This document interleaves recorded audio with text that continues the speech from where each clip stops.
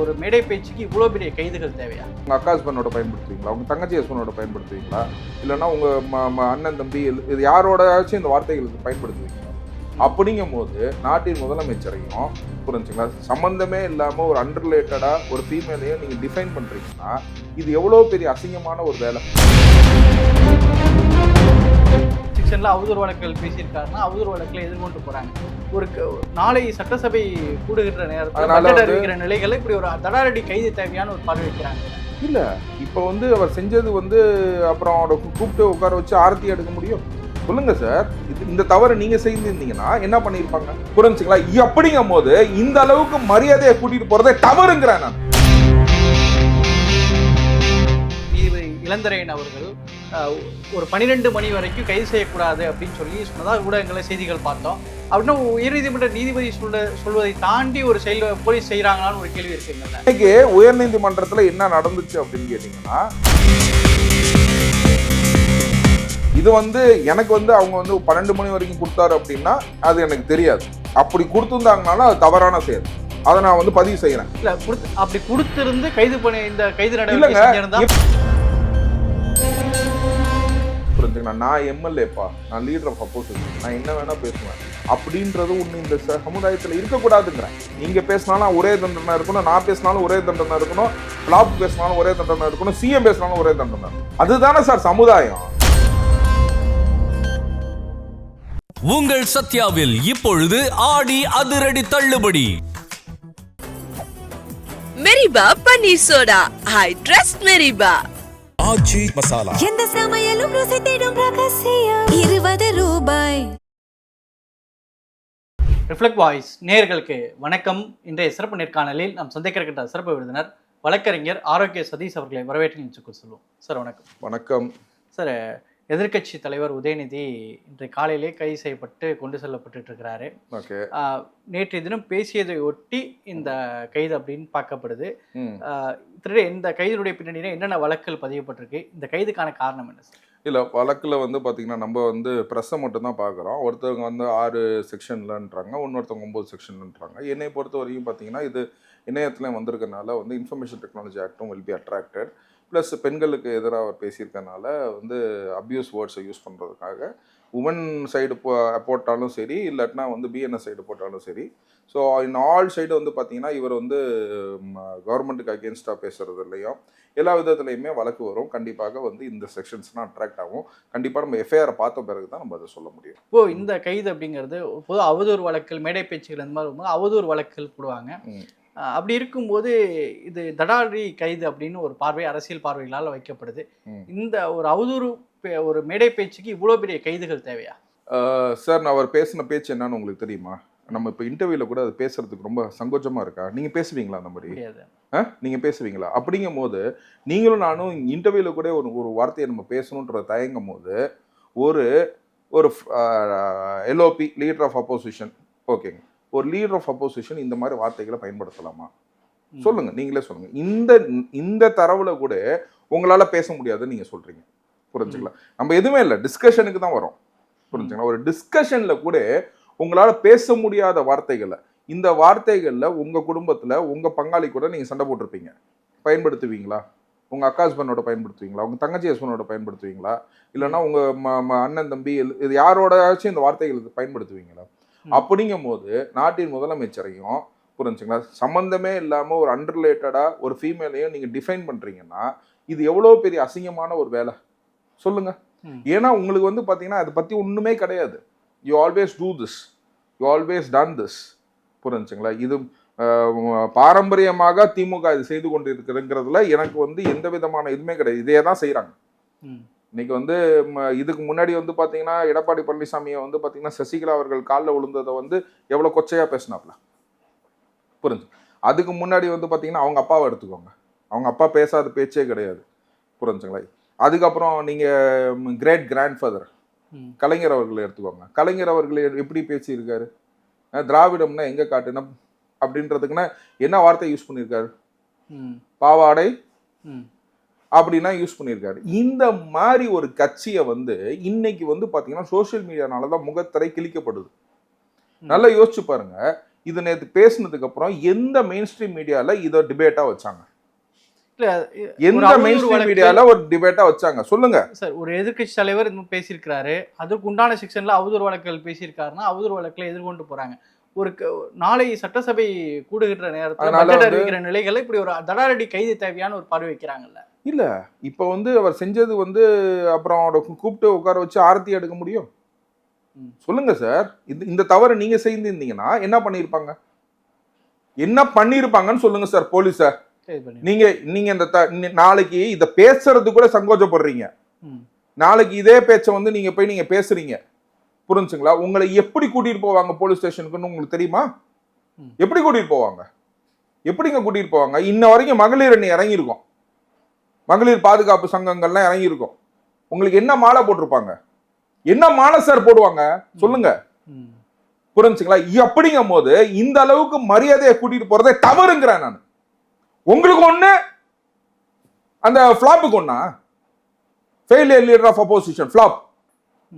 உங்களுக்கு ஒரு சட்டம், அதாவது தனி மனிதனுக்கு ஒரு சட்டம், இந்த ஃபிளாப்புக்கு ஒரு சட்டமா?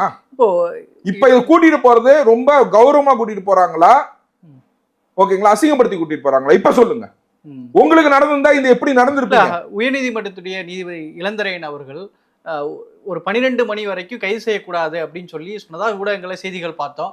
அப்படின்னா உயர்நீதிமன்ற நீதிபதி சொல்வதை தாண்டி ஒரு செயல் போலீஸ் செய்யறாங்களான்னு ஒரு கேள்வி இருக்குங்கல்ல சார். அவர் எந்த கேஸ்ல சார் கைது செய்யக்கூடாதுன்னு சொல்லி சொன்னாரு? என்ன பஞ்சாயத்து தலைவரா? நீங்க ஊடகங்கள் நீங்க எது வேணா போட்டுக்கிட்டீங்கன்னா நம்ம வந்து ஒன்றும் செய்ய முடியாது சார். ஒரு ஆர்டர் பண்ணணும்னா அதுக்கு ஒரு கேஸ் நம்பர் வேணும், கரெக்டுங்களா? ஒரு ஓரலா ஒரு வந்து டோன்ட் டேக் கொரேசிவ் ஸ்டெப்ஸ்னு சொல்றாங்கன்னா கூட கேஸ் நம்பர் இல்லாம எப்படி சொல்ல முடியும்? சொல்லுங்க சார். கேஸ் நம்பர் இல்லாம எப்படி சொல்ல முடியும்? இன்னைக்கு உயர்நீதிமன்றத்துல என்ன நடந்துச்சு அப்படின்னு கேட்டீங்கன்னா, நம்பர் பண்ணி கரெக்டா கொண்டு வந்தீங்கன்னா மத்தியானம் ஹியர் பண்றேன்னு இருக்காங்க. இது வந்து எனக்கு வந்து அவங்க வந்து 12 மணி வரைக்கும் கொடுத்தாரு அப்படின்னா அது எனக்கு தெரியாது. அப்படி கொடுத்துருந்தாங்கனாலும் அது தவறான செயல். அதை நான் வந்து பதிவு செய்யறேன். அப்படி கொடுத்திருந்து கைது பண்ணி இந்த கைது இல்லங்க, எப்படி ஒரு கேஸ் நம்பரே ஆகாம எப்படி சொல்ல முடியுங்கிறேன்? என்ன பஞ்சாயத்து தலைவரா உயர்நீதிமன்றம் ஜஸ்டிஸ்? அவசர விலக்காக எடுக்கிறாங்க, 12 மணி வரைக்கும் கைது பண்ணக்கூடாதுன்னு சொல்லும்போது அப்படி சொல்றதுக்கு உரிமை என்ன சார் இருக்குது? இல்லன்னு சொல்றீங்களா? கண்டிப்பா சார். நீங்க என்ன ஒரு கேஸ் நம்பரை சொல்லி நீங்க வந்து சொல்லலாம் sir. Without even numbering the case, how we can do this? புரிஞ்சுங்களா உங்களுக்கு? ஒரு கேஸ் நம்பர் பண்ணுவாங்க, அப்படி என்ன சார் அவசரம் இருக்கு? அப்படின்னா அவசரம் இருக்கு. நான் வந்து நிறைய என் விஷயத்துல வந்து பாத்தீங்கன்னா உயர்நீதிமன்றம் மற்றும் உச்சநீதிமன்றம், ஓகேங்களா, 2 விஷயத்திலயும் நான் வந்து பொறுத்த வரைக்கும் பாத்தீங்கன்னா நான் வந்து ஒரு கம்யூனிஸ்ட் பார்வையை தான் இதுல நான் வைப்பேன், புரிஞ்சுங்களா? என்னோட பார்வை என்னன்னு கேட்டீங்கன்னா, உங்களுக்கு அதே பிரச்சனை நடந்துச்சுன்னா அந்த நீதிமன்றம் அதே மாதிரி டைம் ஃப்ரேம்ல எடுக்கணும், புரிஞ்சுங்களா? இதே வந்து எம்பி எம்எல்ஏக்கு ஒரு சட்டம், சீஃப் மினிஸ்டருக்கு ஒரு சட்டம், பிஎம்க்கு ஒரு சட்டம்னு இருக்கக்கூடாது. சட்டம்ன்ற நீதிக்கு முன்னாடி எல்லாருமே சரி சமம்ன்றது தான் என்னோட பார்வை, புரிஞ்சுங்களா? நான் இன்ன வரைக்குமே நான் சொல்லியிருக்கேன் சார், எந்த வக்கீலுமே பதிவு செஞ்சது இல்லை, நான் பதிவு செஞ்சிருக்கேன். ஒரு கட்சியில வந்து பொதுக்குழு நடத்தணுமா வேணாமான்னு நைட் இருந்துச்சு ஆர்டர் போடுறதுக்கு அப்படி என்ன அவசரம் நீதிமன்றத்துக்கு? இன்னைக்கு நீதி கிடைக்கலன்னு சொல்லிட்டு பெட்ரோல் ஊத்திக்கிட்டு கொளுத்திக்கிறாங்க, புரிஞ்சுங்களா? அப்படிங்கும் போது ஒரு கட்சிக்கு என்னது, ஒரு பணத்தை வந்து எங்க புதைக்கிறதுங்கிறது நைட்டு அவசர வழக்காக எடுத்ததே தவறுன்னு சொல்ல வரீங்களா? எதுங்க அது? நீங்க மென்ஷன் பண்ணலாங்க, மென்ஷன் பண்ணலாம், but still it does not come before the கோர்ட்ன்றத உங்கள்கிட்ட தெளிவு பண்றேன். சில விஷயத்துல எடுத்ததே தப்புங்கிறேன், அவசர வழக்கா எடுத்ததே தப்புங்க. சில இதுல இந்த விஷயத்துல பொறுத்த வரைக்கும் ஜஸ்ட் சிலந்தரியர் நம்பர் பண்ணி கரெக்டா கொண்டு வந்தீங்கன்னா எடுக்கிறேங்கிறார். அது வந்து ஒன்றும் தவறு கிடையாது, அது கரெக்டான செயல் தான்.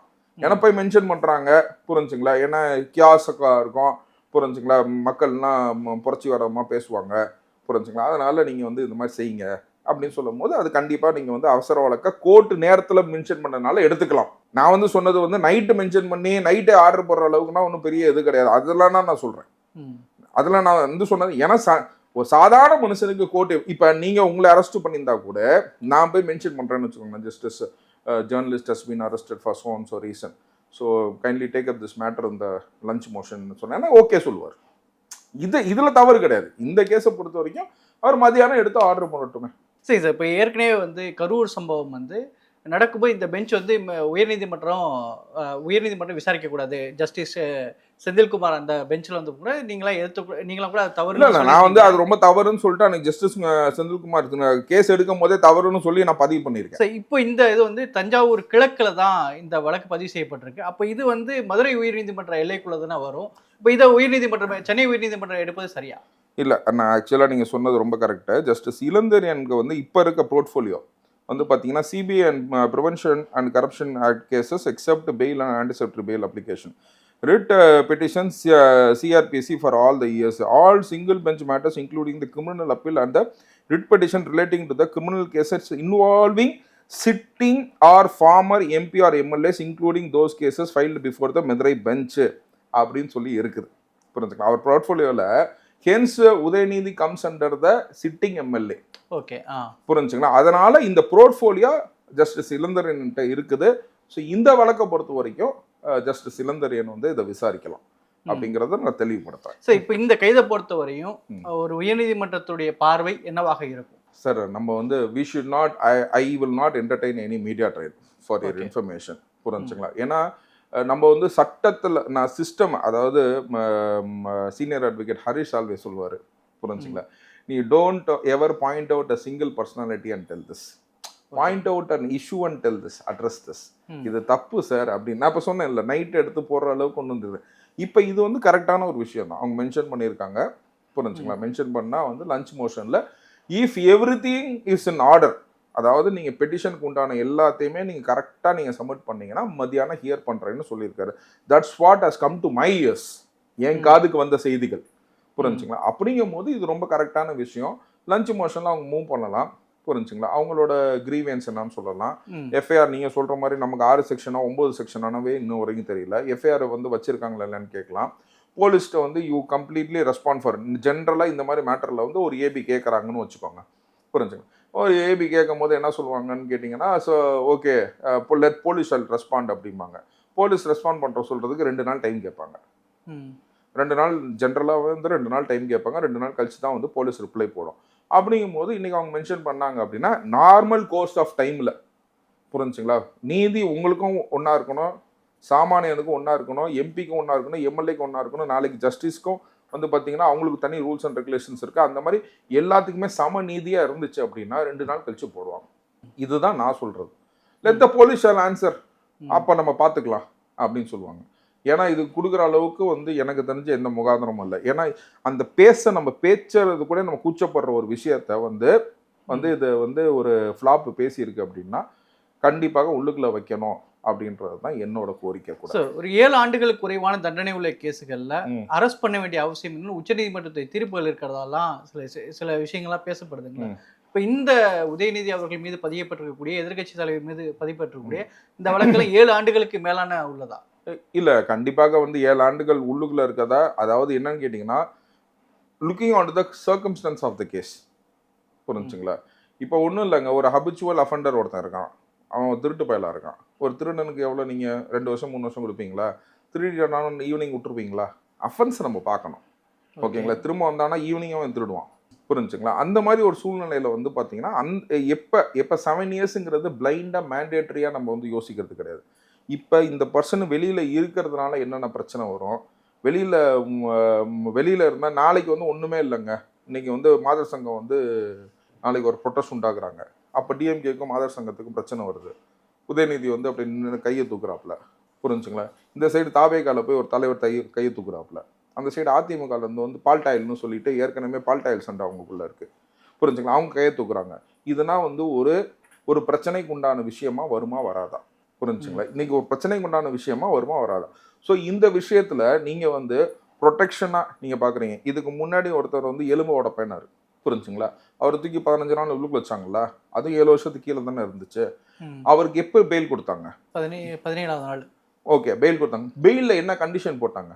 இந்த மாதிரி பேச மாட்டேன்னு சொல்லி அஃபிடவிட் போட்டு வெளியில் வந்திருக்காரு. எது இந்த மாதிரி பேச மாட்டேன்னு அஃபிடவிட் போட்டு வெளியில் வந்திருக்காப்புல. புரிஞ்சுங்களா. அந்த சூழ்நிலையில் இன்னைக்கு ரிமாண்டுக்கு முன்னாடி கூட புரிஞ்சுங்களா, உதயநிதி அவர்கள் நான் செய்தது தவறு, நான் இனிமேட்டு பேச மாட்டேன், என்னை மன்னிச்சுக்கோங்க, நான் வந்து இது பண்ணுறேன் அப்படின்னா ப்ராப்ளி ரிமாண்டு பண்ணாமல் வெளியில் வரதுக்கு கூட வாய்ப்புகள் இருக்குது. இப்போ இந்த வயசுல வேற அடிஷ்னலா வேற ஏதாவது வழக்குகள் போட வாய்ப்புகள் இருக்கா? சரி, எனக்கு தெரிஞ்ச criminal defamation, women's related matters, புரிஞ்சுங்களா, பார்ட்டிஸ், இதை வந்து ஹீஸ் கிரியேட்டிங் எ கியாஸ்க் இந்த political system and IT information technology act 2008 பிரகாரம் நான் என்னை போட சொன்னீங்கன்னா வந்து 12லேருந்து 15 செக்ஷன் போடுவேன். புரிஞ்சுங்களா, 12 செக்ஷன் போடுவேன். ஸோ ஏன்னா நம்ம பேசுறதுக்கே கூச்சப்படுறோம். புரிஞ்சுங்களா, அந்த மாதிரி ஒரு வார்த்தைகளை வந்து இன்னைக்கு வெட்ட வெளியில பேசுறது வந்து நீங்க சாதாரணப்படுத்த விரும்புறீங்க. அதெல்லாம் புரிஞ்சுங்களா, நான் எம்எல்ஏப்பா, நான் லீடர் ஆஃப் அப்போசிஷன், நான் என்ன வேணா பேசுவேன் அப்படின்றது ஒண்ணு இந்த சமுதாயத்துல இருக்கக்கூடாதுங்கிறேன். நீங்க பேசினாலும் ஒரே தண்டனை இருக்கணும், நான் பேசினாலும் ஒரே தண்டனை இருக்கணும், ஃபிளாப் பேசினாலும் ஒரே தண்டனை இருக்கணும், சிஎம் பேசினாலும் ஒரே தண்டனை இருக்கணும். அதுதானே சார் சமுதாயம். புரிஞ்சுங்களா, நீ என்ன எனக்கு மேலையா? எல்லாரும் சமம்னு பேசுற இந்த இவங்க என்ன சமம் சமம் தானே பேசுறாங்க. அப்படின்னா சட்டமும் சமம் தானே. அப்படிங்கிற போது பாத்தீங்கன்னா சமமா இருக்கும் போது இது தண்டனைக்குரியான விஷயம்தான். இந்த கியாஸ்க்கு கண்ட்ரோல் பண்றதுக்கு இந்த மாதிரி சில தண்டனைகளை நம்ம உள்ளுக்குள்ள வச்சாதான் வந்து பாத்தீங்கன்னா அந்த அஃபிடவிட்டை போட்டு ஓகேங்களா, இல்லமேட்டு இதை பத்தி பேச மாட்டேன் அப்படின்னு ஒரு கண்ட்ரோல்ல வந்தாதான் வரும். இல்ல அப்படின்னு கேட்டீங்கன்னா நாளைக்கு எல்லாருமே பேச ஆரம்பிச்சிருவாங்க. ஏற்கனவே தாவேகா மேல என்ன சொல்றாங்கன்னா, இப்போ இது தாவேகா ஆட்சி வந்ததுக்கு அப்புறம் இது 3வது நபர் அவதூறு மேடை பேச்சுக்களுக்காக கைது செய்வது 3வது நபரா இருக்கிறாங்க. அவதூறு வழக்குகளுக்கு கைது செய்வது அப்படிங்கிறது ஒரு எதிர்கட்சிகளை ஒரு அச்சமுற்ற விஷயம் அப்படின்ற ஒரு பார்வை வைக்கப்படுது. அதுக்கு இன்னைக்கு வந்து என்னன்னு கேட்டீங்கன்னா, சிவாஜி கிருஷ்ணமூர்த்திக்கு 1 இயர் கன்வென்ஷனே கொடுத்துருக்காங்க. கைது மட்டும் இல்ல, தாவேகா ஆட்சியில இல்ல, திமுக ஆட்சியில, சட்டமன்ற உறுப்பினர்கள் திமுக ஆட்சியில ஓகேங்களா, தன்காட்சி. ஸோ சட்டமன்ற உறுப்பினர், நான் திரும்ப அதான் சார் சொல்றேன், நீங்க என்னன்னு கேட்டீங்கன்னா you are keeping him in upper ladder. அது வைக்காதீங்கிறேன். புரிஞ்சுங்களா, என்ன அப்படின்னு நம்ம டேஷ் போட முடியுமா சொல்லுங்க? மரியாதையா தானே பேசணும். இப்ப நேர்காணல்ல நம்ம அப்படிதான் பேசணும். புரிஞ்சுங்களா, நம்ம வீட்டில் பேசுறது இதுல பேசுற மாதிரி நம்ம வந்து நேர்காணல்ல பேச முடியுமா? சமுதாயத்திட்ட இந்த மாதிரி பேச முடியுமா சார்? நான் இப்போ ஒரு வார்த்தை சொல்றேன்னு வச்சுக்கோங்களேன், அந்த வார்த்தையை நான் சொல்ல முடியுமா? சொல்லுங்க சார். நான் அந்த வார்த்தையை நான் வந்து என்னோட வாழ்க்கையில நான் உபயோகப்படுத்தாம இல்லை, எங்க உபயோகப்படுத்தணுன்ற ஒரு விஷயம் இருக்குது. புரிஞ்சுங்களா, எங்க உபயோகப்படுத்தணும், எப்படி உபயோகப்படுத்தணுன்ற விஷயம் இருக்குது. சட்டத்துக்கு உட்பட்டு தான் நம்ம பார்க்கணும். நான் பேசுற சட்டம் வந்து உங்களுக்கும் எனக்கும் ஃபிளாப்புக்கும் சிஎம்முக்கும் எல்லாத்துக்கும் ஒன்னா இருக்கிற சட்டமா தான் இருக்கணும். ஓகேங்களா, சட்டம் எல்லாத்துக்கும் ஒன்று தான். புரிஞ்சுங்களா, அந்த நிலைமைக்கு நம்ம அந்த பாயிண்ட்ல தான் பேசணும். ஒரு லேடர் உயர்ந்த மனிதனா தயவு செய்து வச்சு பார்க்காதீங்க. உண்மையிலே பண்ணீங்கன்னா, உண்மையிலே சொல்ல போனா உங்களே என்னையோட புரிஞ்சுங்களா மாண்பு ஜாஸ்தி யாருக்கு இருக்கணும்னு கேட்டீங்கன்னா சிஎம் சாருக்கும் ஃபிளாப்புக்கும் தான் இருக்கணும். சார், இப்போ கைதுக்கு அப்புறம் இன்னைக்கு சென்னை முழுக்க பெரிய அளவுல போராட்டங்கள் நடக்குது, சாலை மறியல் பல இடங்கள்ல பண்ணிட்டு இருக்காங்க. இதெல்லாம் இந்த கைதுக்கு பிறகு நடந்துக்கூடிய இந்த பரபரப்புகளை என்ன சொல்ல, எப்படி பாக்குறீங்க சார்? எப்படி புரிஞ்சு? இது திமுகவின் ரெகுலர் ட்ரெண்டு தான், ஒண்ணுமே கிடையாது. ஃபுல்லா ரவுடி பசங்க பொறுக்கி பசங்க இருக்கிறதுனால புரிஞ்சுங்களா, இப்படிதான் இதுதான் ட்ரெண்டு. இது வந்து சரியான ஒரு நடவடிக்கையா நீங்க சொல்லுங்க? நீங்க வந்து சாலை மறியல் பண்றதுலையும் நீங்க வந்து டிராஃபிக் கன்ஜெஷன் பண்றதுலையும் பொதுமக்களுக்கு தான் கேட உண்டாகுது. கரெக்டுங்களா இல்லையா? இதுக்கு நீங்க வந்து நான் என்ன சொன்னேன், சட்ட ரீதியாக ஜஸ்ட் சிலிண்டர் போய் மென்ஷன் பண்ணிட்டு நீங்க மத்தியானம் கொண்டு வரதை நான் தவறுன்னு சொன்னேன்னா சொல்லுங்க பிரதர். இல்ல, தவறு இல்லைன்னு சொன்னேன். கொண்டு வாங்க, உங்க சைட்ல இருக்கிறதுனா நீங்க வந்து நீதிமன்றம் முன்னாடி வைங்க, நீதிபதி வந்து உங்களுக்கு ரிலீஃப் கொடுத்தாருன்னா சந்தோஷம். அந்த ரிலீஃபை நம்ம we are not stopping them. But ஆனா இந்த அராஜக முறை வந்து திமுக மட்டும்தான் இருக்குங்கிறத இன்னைக்கு மக்கள் புரிஞ்சுக்குவாங்க. இந்த வன்மமா பேசுறது, ஆபாசமா பேசுறது, ஓகேங்களா, இல்லமேட்டு ஆபாச நிதின்னு வச்சுக்கலாம் வேணாம். இன்று முதல் அவர் ஒரு பெயர் சூட்டப்படும், அவர் பேர் இன்று முதல் ஆபாச நிதி. சூப்பரா, ஓகேங்களா, ஆபாச குடும்பத்தில் பிறந்த ஆபாச நிதி அப்படின்னு வச்சுக்கலாமா? ஆபாச ஆலயம்னு வச்சுக்கலாமா? இது இவர் சொன்ன அமைச்சர் கூட யாரோ சொன்னாங்கன்னு சொல்லி என்கிட்ட காலைல ஃபோன் பண்ணாங்க. நல்லா இருக்குது பேர், சூப்பரா இருக்குது, நம்மளும் ப்ரொமோட் பண்ணலாமே அப்படின்னு. ஓகே சார், இன்னைக்கு உயர்நீதிமன்றத்தில் வர இருக்கு. பெஞ்சில் என்ன அடுத்து முன்ஜாமீனை ஏற்றுக்க போறாங்களா, அடுத்து என்ன ரிமாண்ட் ஆக போறா என்னன்றதை பொறுத்து வந்து பார்க்கலாம். கருத்துக்கு நிறுத்தி நன்றி சார். தேங்க்யூ. உங்கள் சத்யாவில் இப்பொழுது ஆடி அதிரடி தள்ளுபடி. மெரிபா பன்னீர் சோடா, ஐ ட்ரஸ்ட் மெரிபா. ஆச்சி மசாலா, எந்த சமையலும் ருசி தேடும் ரகசியம் 20 ரூபாய்.